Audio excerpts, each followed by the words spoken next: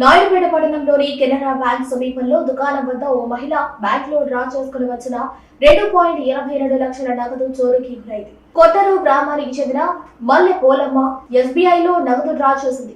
సంచిలో పెట్టుకుని welcome centre దుకాణంలో వస్తువులు కొనుగోలు చేసింది. ఈ నేపథ్యంలో సంచిలో ఉన్న నగదును గుర్తు తెలియని ఇద్దరు మహిళలు చోరీ చేసి ఆటోలో ఉడాయించారని పోలీసుల దర్యాప్తులో తేలింది.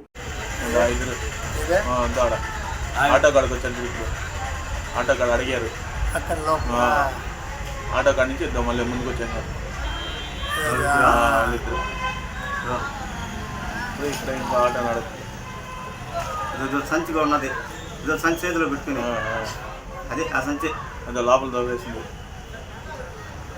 ఆ ఆటో నిలబెడితే ఆటో కూడా ఎక్కరు, వెనకాల ఆటో ఎక్కుతారు.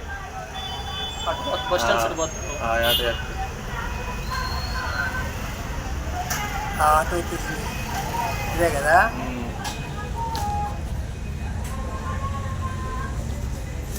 ఆటో పోయి ఆటో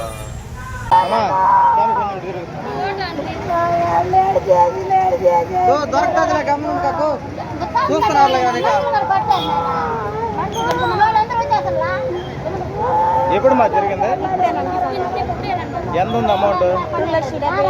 2,75,000. వేరే సీసీ కెమెరాలో కూడా చూస్తూ ఉన్నారు.